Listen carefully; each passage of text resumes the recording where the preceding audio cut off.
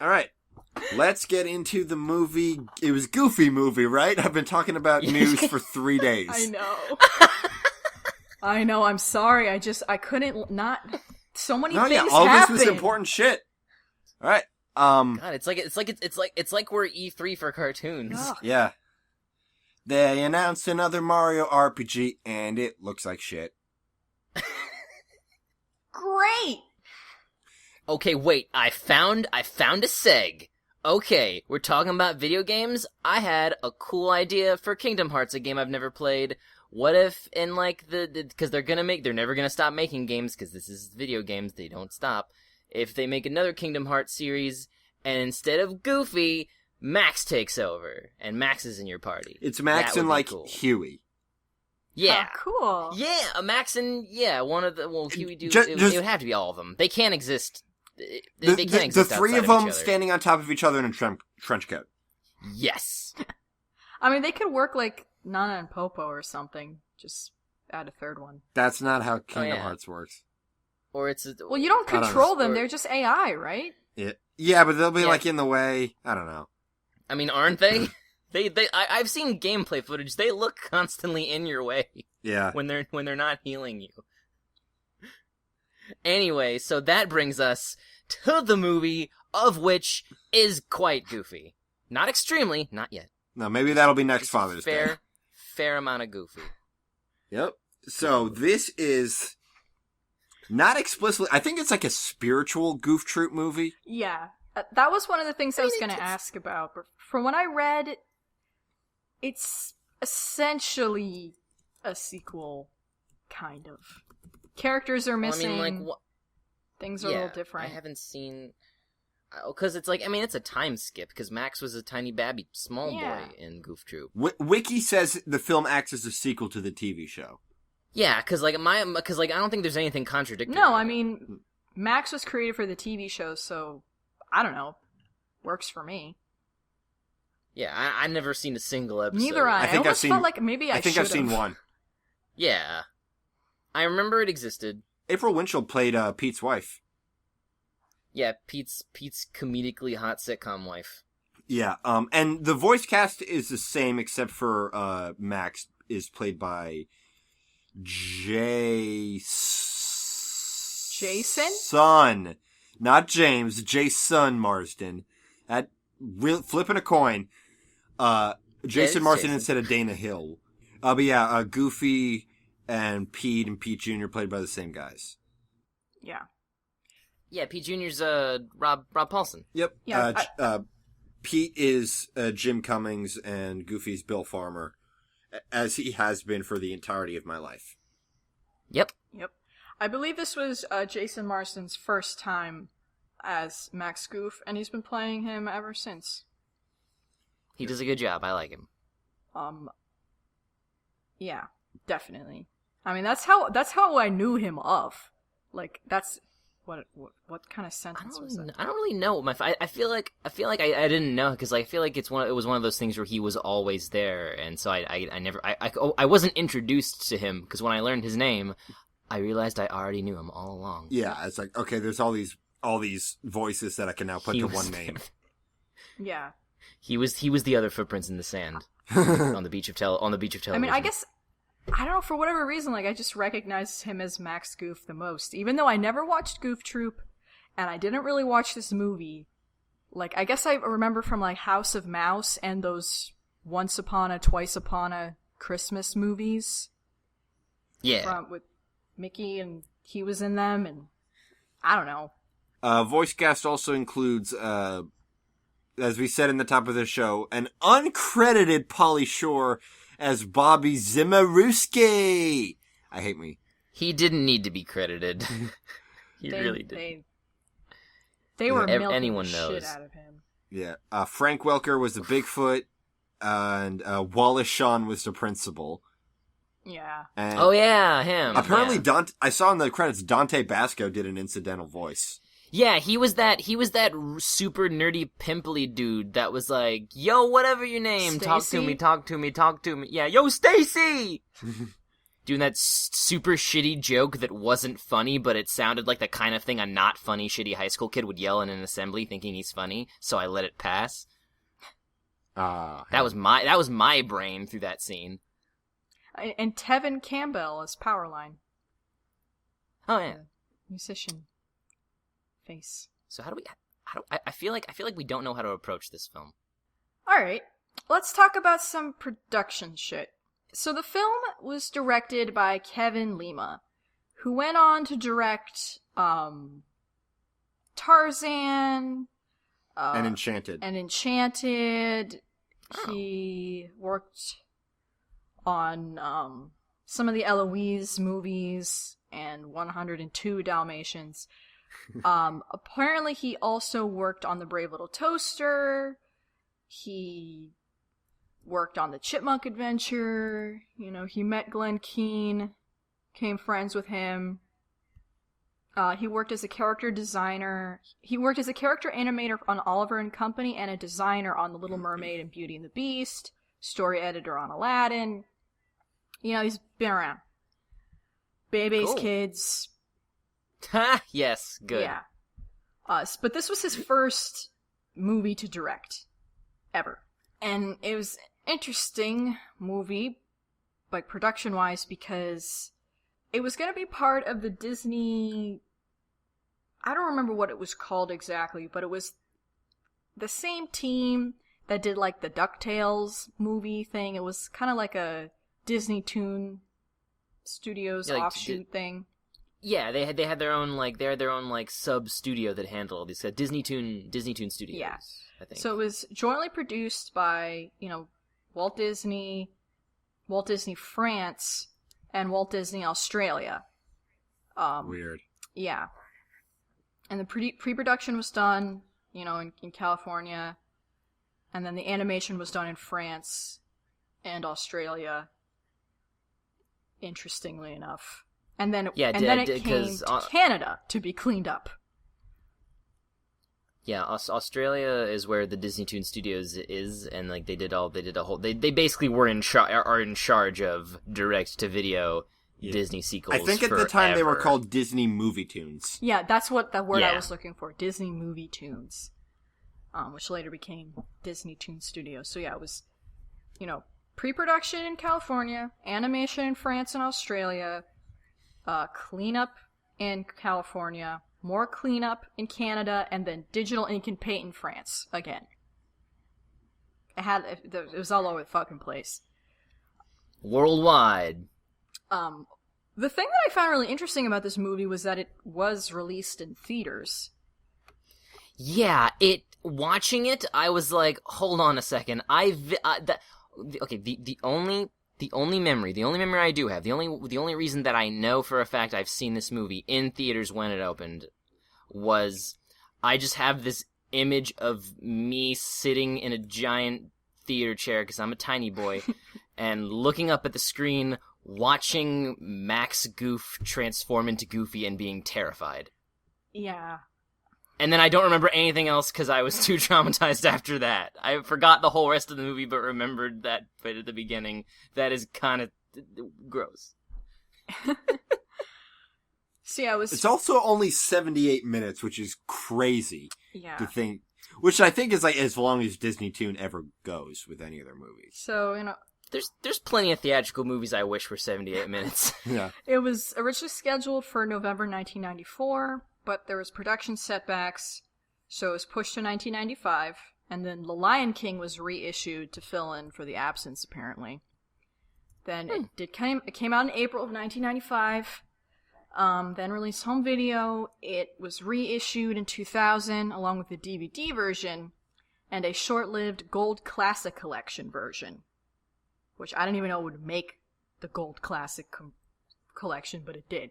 And apparently, this film and Doug's first movie are the only two Disney animated films produced in widescreen that have pan and scan only Region 1 DVD releases. I don't know what that means. I just know pan and scan is something that Coach Z yelled in the movie theater in that one Strong Bad email. Can you not Can you not, like, deconstruct the context from that? So it's something to do with widescreen to full screen, something. Yeah, I'm assuming it's a fancy. Okay, pan and scan is a method of adjusting widescreen films so that they can be shown within the proportions of a standard television screen. That's okay. It's the quote unquote this movie has been formatted to fit your TV. That thing. That's what that yeah, is. remember that we used to be in front of every VHS I used to have, and I didn't know what it meant. I just thought it meant they made it smaller. For the first because movie for theaters the first, are big. For the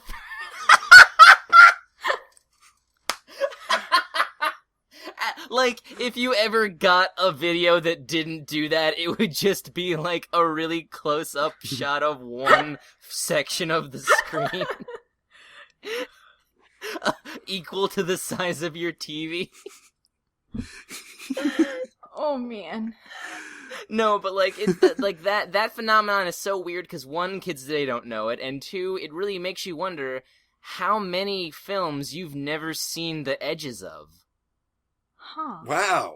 Dang. Right? Well, according I've never thought of to that. this same thing that I'm reading, this count of Doug and Goof Troop doesn't count the separate widescreen and pan and scan DVD releases of the 2 Disney Pixar films, The Incredibles and Cars. So apparently there was a release of those 2 films that didn't have the pan and scan. Really? Apparently. That's weird. This is a lot of production for a 78-minute movie. Look, I had to find something to talk about. Let's talk about the themes. I think that the theme of fatherhood is the crux of this movie, and let's get into it. Because I think it's very interesting that they realized, and like we said, none of us have really seen Goof Troop, so maybe this established it. But like, Goofy what is I read is that Max and Goofy didn't have any problems in the show. Well, no, because he's a little So tiny he was kid up for before anything. He He had thought any... his dad was hilarious. Yeah. His dad was the cool. When you're a tiny child, like, adults are infallible. your dad is Superman, and your mom is Superman. Everyone is the mailman is Superman. He's so tall, Christ! Well, I was kind of intimidated by my dad, actually. 'Cause he'd always come home so cranky and angry. So I'd be like, "Oh, okay." We can't like, talk about dads in relation to children's entertainment because mine's an ex-con. We don't know what to do with that. That's... Like, I don't know what to do with that information. He's cool now. So I'm gonna move on. So right? It's a showstopper. I love it. Yeah, I'm very aware of what you're doing. It's like something. It's like, I know that like people who are adopted bring that up all the time because people don't know what to react, and it's just a way to like have some fun. Still moving on. It's like they realized that like Goofy in his entire bit is like, oh, he's like an exaggerated to the breaking point stereotypical dad. Yeah. Of like this clueless, sincere, goof-ass loser. So they really worked with that. And then, you know, they aged up Max to the point where he's some shitty teenager. And boy, is he. And like, one thing that struck me is like, I bet if I was watching this 10 years ago, I would identify with Max more. But as, you know, as a full-grown adult of 24 entire years, I'm like, no, Max is an asshole and Goofy's trying his best. Yeah. Yeah, and like, I get that a lot with a lot of shows, like that to me nowadays especially, but I also had some problems with the way they couched it in the film. Like, I feel like the film itself could have structured itself in a way that would at least make you relate to Max slightly more and give him more, and give us, the audience, more of an excuse to relate to him. You know? And I guess we can get into that, like, plot-wise. Yeah, I mean, I don't know. I was trying to put myself back in that place, like, the one moment that really, I guess, like, brought out those feelings was, like, during the fucking Country Bears Jamboree Possum Time, whatever fucking thing, when they were, like, dancing and surrounded by the crowd, and they were all laughing, and, like, Marsden delivered in this very desperate voice of, like, you know, this is, Dad, stop, this is so embarrassing, like, I don't know, like, I guess the way that he did it reminded me of that feeling very well, and I was like, oh, yeah, I remember how much that sucked at the time, and nobody cares, but you care so much, and it just wrecks you.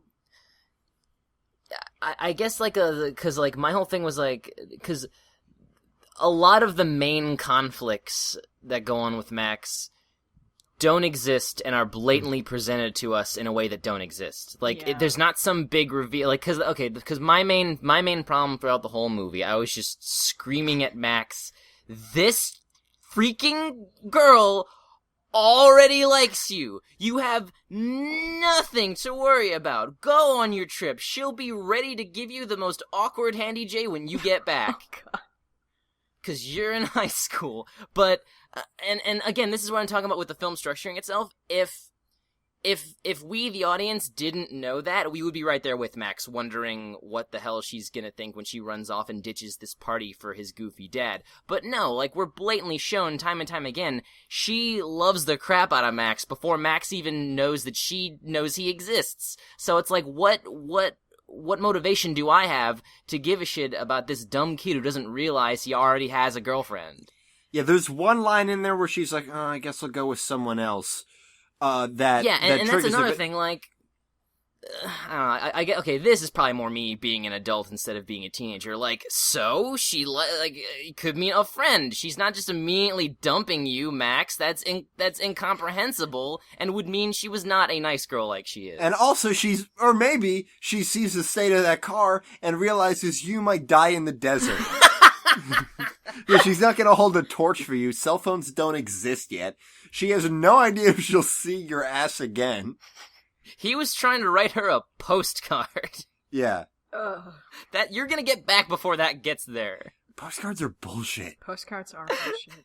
I did like the way that she was written, though, in that instead of being this impossibly pedestaled dream girl who's got it totally together, she's just as much of a dork ass as he is. Yeah. I feel like maybe Max was in some strange meta context, they're explaining to Max the movie he's gonna be in, so he acts as if he's in some crazy high school drama where he has to try super hard to get ultimately a girl he shouldn't be dating because she's not that cool. But then it turns out that he's in the normal world where people are normal, and this was all for literally nothing. Well, there was a musical number in the first day of school that he participated in, so it's not that normal. That's true. Okay, honestly, and that was another thing. The rest of the film was not as good as the opening scene, with him doing the musical number and freaking getting on the rope and slam dunking over the entire audience. That was the second musical number. Yeah. The first one was the day after today. We're gonna forget everything. I'm still gonna claim that one was the first and also the only one.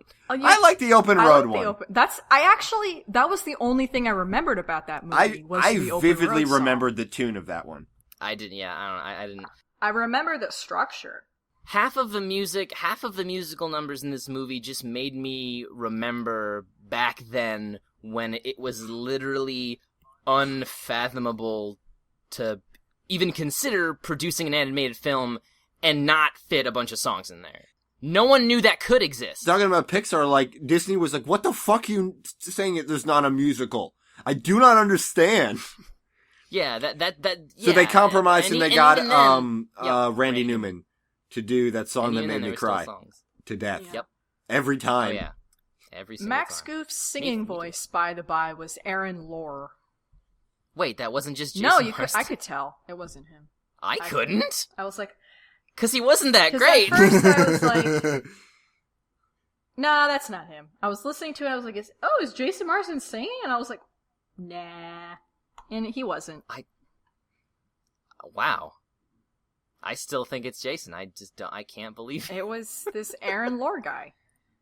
I wonder why they bothered. He could have done it. I totally. I mean, some of those notes were kind of high. I don't know.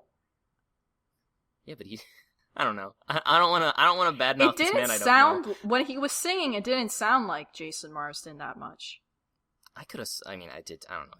I did. I like the road trip montage when Max actually gets along with his dad. I felt like I was watching this going yes, more. Yeah, of this, please. when he went to the big ball of yarn, because he noticed his dad didn't like the monster trucks. He was like, "Okay, Dad, let's go see this giant yarn house thing, because you'd love it." It was cute. Yeah. And the Hi Dad soup. Aw, Hi Dad yeah. soup was pretty cute, I have to say. Yeah, yeah. When they actually bonded, it was really cute and really endearing. So it felt like, I guess, the contrast of them being shitty to each other made that stuff feel more earned, or at least more cathartic, I guess. Yeah, but then like the whole 90s movie ABC plot happened where, things get progressively better, but then a ball that was put in place like 30 minutes ago drops and everything's even worse than it was. Yeah, that's what I... Because Max gets caught in a really dumb, ultimately pointless lie that a real parent would just be like, hey, what is this? Don't change the fucking map. What are you doing? Okay, let's go. Like, that's what I meant when I said familiar, because you could predict everything that was going to happen in the plot. Yeah. Even though I had not seen this movie. Like, even when he was fucking stirring the stick in the water, I was like, it's going to turn into Roxanne, isn't it? It's going to... Yeah, fuck. Yep. God damn it. Did you predict that Bigfoot was going to show up? Honestly... My friend mentioned Bigfoot at some point when I told her I was going to do this episode, so I didn't get too surprised. Yeah, I didn't know, but I definitely wasn't surprised. I'm like, oh yeah, of course Bigfoot's in a cartoon where cartoon characters go out into the woods. Duh. Apparently he was going to be a bear originally, and then they decided, nah, let's make it Bigfoot. Yeah, because then Goofy would be like, what's this giant man with no clothes on doing in the woods? Yeah, apparently Pete was originally a bear, like, way, way, way back. What is Pete? Pete's a cat. Pete is like, Pete's been a million different things. Pete is but supposed to be a cat, and he's actually older than Mickey Mouse by 3 years. Oh. Dangarang. He's Disney's oldest continuous character. Wow. The oldest character is the bunny guy, though, right? Oswald the Lucky Rabbit, yes. Alright. And Pete was just kind of there to be there. I honestly, I liked the Pete segments. Yeah, part of that is Jim Cummings is really good at that role. He's so good. Jim Cummings is a treasure. He is. Yeah. Apparently, in the Goof Troop continuity, his name is Peter Pete. Senior. And then it's Peter Pete Jr. Because Goofy's name is Goofy Goof. It's Goofy Goof, which I assume is like an Ozzy Osbourne thing where it's a nickname. Because like Ozzy Osbourne, his real name is John, and I assume like he went to school with 13 other Johns. So they gave him the nickname Ozzy so they could tell him apart, and he just stuck with it because it's cool. I imagine the Goofy is like that too, because Goofy... Well, in the Goof Troop Goofy universe, his name is Goofy Goof. Ozzy Osbourne. Yes. In the Goof Troop universe, in the Goof Troop continuity, his name is Goofy He's been Goof, given I believe, a lot of names. He's also been yeah. George Jeef or Gigi Jeef. In Goofy Gymnastics, he fills out a coupon with the name James Boyd, which is really funny to me, actually. Like he just has this secret life. Yeah. I just like that it's a super He's in witness regular protection. Name. I just like that it's a super regular name. In Goof Troop continuity, it's Goofy Goof or Gigi Goof. When he was originally conceived, he was Dippy Dog. Dippy Dog, and he's also been given as Goofus D Dog in 2000 era comics. And then his name in Kingdom Hearts, I don't know, probably Sephiroth or something. Who gives a shit? This Goofy is a distinct Goofy, because usually in like the old Goofy cartoons were great because it was fucking hilarious. But it wasn't just him really falling off of stuff. It wasn't really much of a character though. Yeah, he wasn't a character. He was the Joe Every guy that the narrator would say, like, and then he did this, and then Goofy does it and hurts himself, and then we laugh. Nina, you know what's fun is to say "hijo puta" in that style because you start with the "ee" and then just go into it. But yeah, the film had 2 Goofy screams, not actually in the movie, but like sort of as bookends. Well, one was on the title screen, which was very 90s looking because it was on that blue background. Oh god. Oh god, like I think it was the 90s when we started phasing that out. I was embarrassed watching this movie by myself. Like, fuck Max. Just this whole thing was very embarrassing. This whole decade. Oh, God. But the actual point where Goofy could have screamed, where he actually did fall, He did it. Off a waterfall. It was because it was dramatic, it's not funny. Yeah. Girl. Yeah, I think the movie could have used more slapstick. The best slapstick in the movie was the car. The car was actually really well animated. Yeah. Oh yeah, totally. Talking about Mad Max road stunts, like that bit where it like knocks the cliffside fence off and it's driving on the fence. That was pretty good. Oh man, can we get some fan art of Max Goof as Mad Max driving that fucking car? I'm googling it right now. I'm sure it Mad exists. I hope I don't find weird fetish porn that's technically safe for work. That's the worst You will. kind. Mad Max Goof. It's just pictures of Max when he's really angry in the film. And then the first thing is IMDb page for goofs from the 79 movie Mad Max. Oh. Yeah, but you will find weird porn, with Roxanne and all those... Roxanne and Peg get it the worst. I'm so sorry, everybody. The world. I'm sorry for the world. Peg Pete, his wife? Yep. They both you can't Google either of them without seeing 90% like MS Paint deviant art tracings, but yep, okay, I'm scrolling down and I'm starting to come across it. That's what I it's told the you. Worst. They call it deviant art for a reason. But cutting edge humor from Toon Goons. Oh, yuck. Yeah, but like Roxanne's design was weird because it's halfway between being a dog person and being a sexy dog person. She was Yeah, that was the thing. She's cute, but she's not. She almost doesn't fit because she just looks like a regular lady with a big nose. She's not even wearing the gloves. Kind of mousy to me.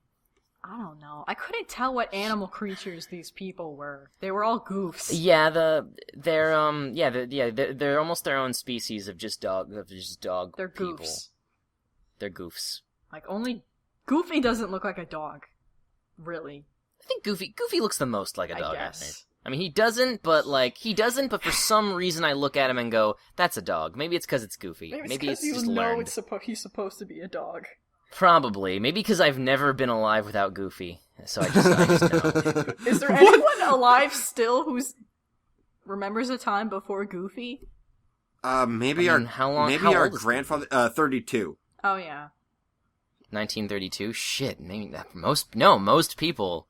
Most people don't, but like some old ass, like maybe some veterans. Maybe. They're getting to be few and far between. They fought for We Goofy's live in freedom. a post-Goof world.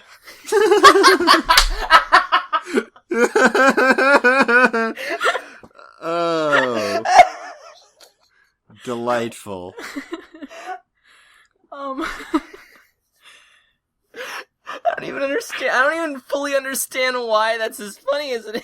Well, because it's like we're in a post-internet generation where like every kid being born doesn't know a world without the internet. Well, it's like for 80 years, nobody's known a world without Goofy. And I guess that's just as important.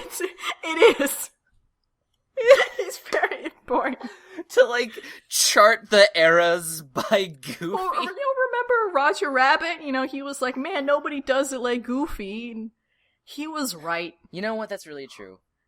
I feel like Goofy is the Daffy Duck of Disney. He's the better one that nobody realizes is Goofy better. and Donald were always my favorite. Like at first when I saw, we're talking about Kingdom Hearts again. When I saw this, like, why are your sidekicks Donald and Goofy and not Mickey? And I'm like, fuck Mickey! Mickey can eat my butt. I know, Mickey's the king, whatever. He's kidnapped by Bowser. Who cares? Yes. But like, so Donald and Goofy are a lot of fun. Reason where they made Mickey God. Yeah. Goofy and Donald are a lot of fun. They're both great. Oh god. Donald. And they're great foils to each other.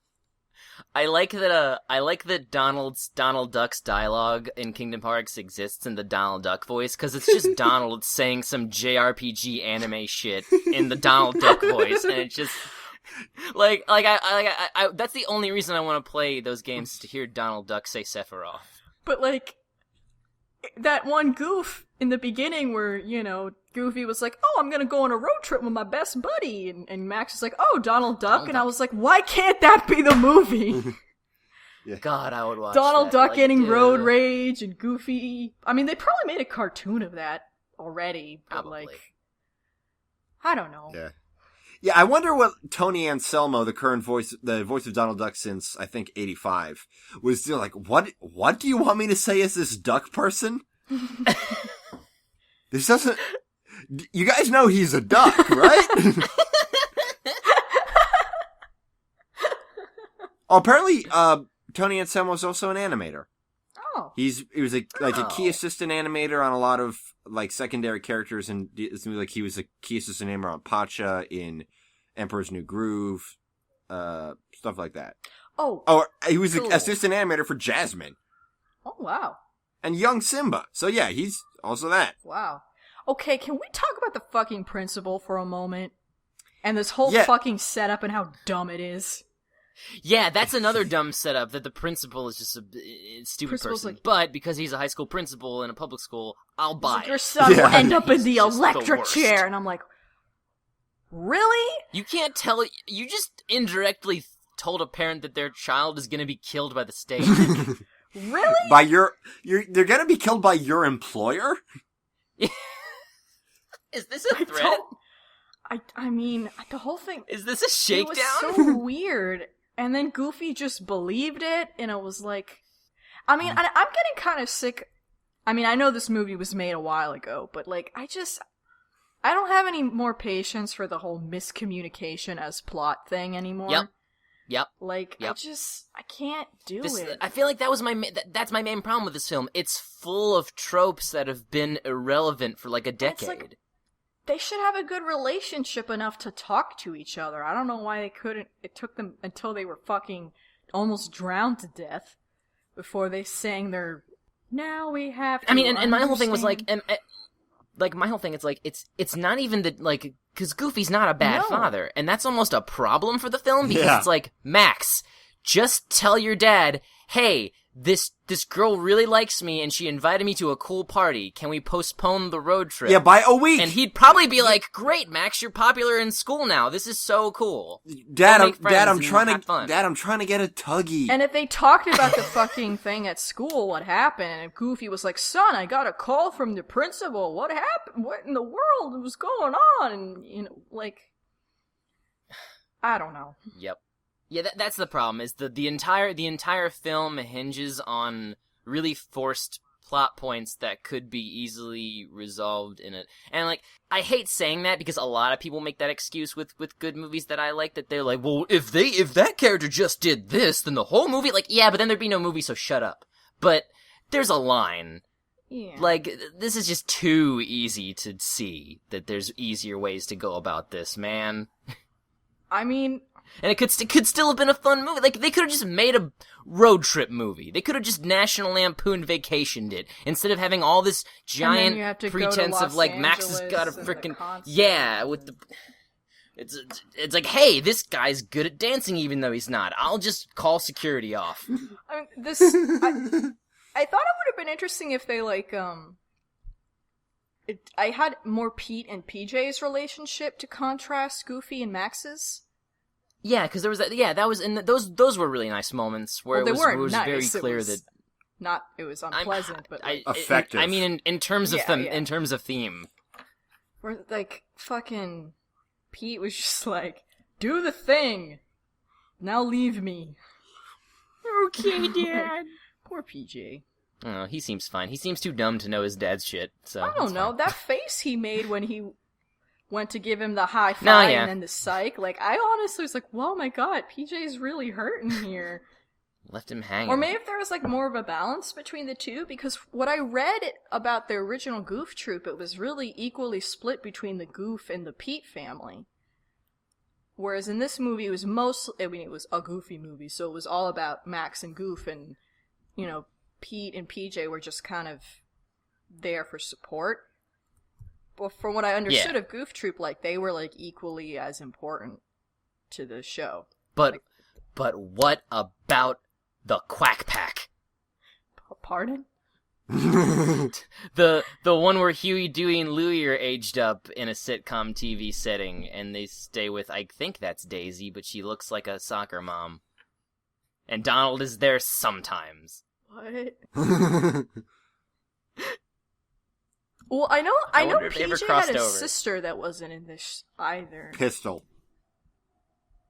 Pete. Oh my... I want to watch the Goof Troop now. Let's do that next Father's Day instead of the Extreme Goof. Maybe. Apparently there's an episode where Bill Farmer plays Dr. Frankengoof, Goofy's great uncle from the old country and the creator of the Frankengoof monster, voiced by Jim Cummings. Yes? Please. Check, please. There's also a Sherlock Goof, a Goofin Hood, Of course. a Caveman Goof. Who cares? Just do it. Who cares? Goofy. We all live in a Goofy Mon world. So because Goof Henry VIII. Fuck it. I mean, is there any since this is our Father's Day special, can we get, I don't know, sentimental or something? Nah. I'll never. Apparently, I mean, you I guys figured can. out a really good reason for why I'll never be a dad. I'll share that, I guess. And here's sort of like a dilemma, because if I were to have a kid, the first thing I would teach it as soon as it understood language was I would teach it to harbor an intense, hostile distrust of all forms of authority. Really give it an edge in life. Teach it from the start what I learned 20 years in. But if I do that, how am I going to get it to shut the fuck up? Ever. It's not a real kid. Who cares? Apparently Bobby Brown was originally cast as Powerline. Is this when bad things Yes, happened? it was cut because of his drug problems. no. But apparently a couple of the songs he recorded for the part were later reworked as tracks for his Forever album. You can look those up. Okay, sorry. I just glanced at the completely non sequitur. So I glanced up at the Quack Pack entry on the Disney wiki page, and there's a character called Gwumpke, and I clicked on it, and he's a human man, just chilling with Huey, Dewey, and Louie, and I don't know what is happening. How do you spell that? Gwumpki.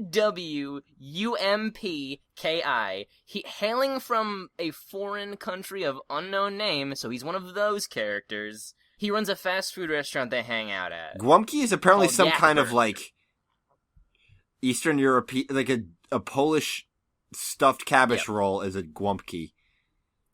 Amazing. He likes cooking and making money, and he dislikes unpaid tax. So does Blank. does Duckburg and Gooftown exist in the same universe? Were there humans in DuckTales? I don't remember. I don't think so. Everybody was goof faces. Anytime they just had a normal guy and not a duck, they just made it a goof. So is this even in continuity with DuckTales? I don't know. Gwumpke, you've ruined everything. Mickey Mouse and Donald Duck were in this movie briefly. Yeah. During the good song. Hitching a ride. Mickey sounded weird. Is that just how he sounded in the 90s, 80s? I think so. I didn't like it. That's my least favorite Mickey I've ever heard. Which is weird because they sound pretty similar. I don't know. I didn't. He sounded different to me. I'm saying all the Mickeys in total. Oh yeah. Well, I guess this one must have been the most different. Can I say that watching Pauly Shore goof squirt cheese whiz into his mouth perfectly encapsulated how I felt watching this whole movie? The Leaning Tower of Chisa. Nothing to do with this scene. I hate that we can do Pauly Shore impressions. Yeah, yeah, that's true. If there was if somebody came to me, if a genie said, "I will grant you one wish, but it has to be you won't be able to be good at impersonating this person," I would probably say Pauly Shore. And then ask why that specific wish, but then the genie would go away because he granted it. Oh, the Mickey Mouse in this movie was Wayne Allwine. Who voiced it for the longest period of time, 32 years. Oh, wow. And this is Yeah, fucking... he was the Mickey from Mickey's Christmas Carol. Oh, I haven't seen that. And this is bananas. He was married to Russie Taylor, who voiced Minnie Mouse since '86. Yep. Minnie and Mickey are married in real... were married well, in the real life. Owen died in '09 of diabetes. Aw. Yeah, I remember reading that in the newspaper back when newspapers existed. Yeah, so he was, he started on the Mickey Mouse Club in '77. Dang. And there was a Mickey Mouse Clubhouse film released in 2011 posthumously. Yeah. Oh yeah, and I believe Pat Buttram that The Hook? yeah, he's, a famous American actor from 1915. This was apparently his last Back when you can have a name like that. This was apparently his last role. As the Possum Park MC. Yes. Oh, and the movie was dedicated to him. That's like some Raul Julia stuff. Dang. He was M. Bison. Oh, yeah. It was his last role. Yeah, he was in a lot of, kind of western-y thingies, and he was the Toon Bullet in Who Framed Roger Rabbit. Oh, cool! I like those. And he bullets. was, Cactus Jake all? in Garfield and Friends. I really want to revisit Garfield and Friends. I was about to say we should do Garfield and Friends. Yep. Now, we've barely talked about Goofy movie. There's not much to talk. I think we should wrap it up. Yeah. Not as good as we remembered. I think it's still worth a watch. I mean, I think you could do a lot worse. I feel like because none of us remember it, so there's no nostalgia, that every Disney nostalgia 90s person is gonna ream us. Well, nobody's reamed us yet, so... Look, I liked Hi Dad Soup. I like that montage. It was well animated. You like the open road? I like the open road. It was very well animated, especially for Disney Toon. I liked the power line segment in the beginning, and I guess the concert at the end. It was pretty well animated, too. Kind of. The opening dream sequence was, I guess, pretty effective. Risky for Disney at the time. It's the only thing I remember. It's one of my earliest memories, really, technically. But he essentially had a wet dream, that slit on her dress went really high. He would have had a wet dream if the Disney gods didn't intervene. Also, we haven't mentioned this yet, and there's not much to it, but they're goofs without shoes and socks. Oh, ugh, I hated that. Oh yeah.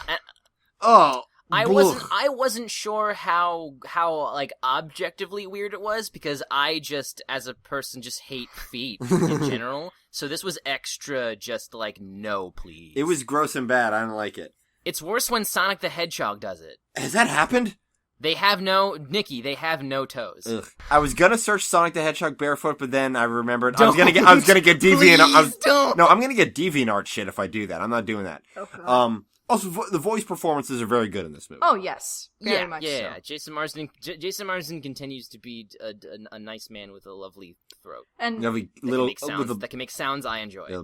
With a kid's voice. And Goofy was just a joy the whole way through. And I kind of found it interesting to see a more well-rounded Goofy. Yeah, to see and I mean, there are parts of it that didn't stick, but I think it was worth it. Oh, the scene in the hot tub where Goofy was like, "I don't believe you, Pete. Yeah, I trust my son."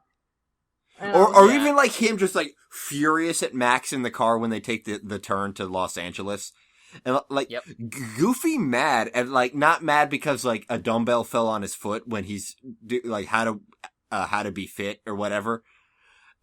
Mad Goofy genuinely upset. That's something I don't know if it's ever happened before, and it's interesting. Mm-hmm. So it's worth a watch. I think the only legal way to see it is you can rent it on Amazon, which I did because it was the easiest way.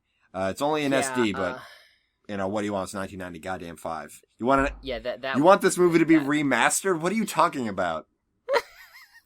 It has its fans. Yeah. Finding it for rent on Amazon Prime was when I realized that having Amazon Prime doesn't give me access to all of their movies, which made me really mad. Yeah. Almost as mad as Hulu still having ads. Yep, but not on Flapjack, but which we're doing next week. Yeah!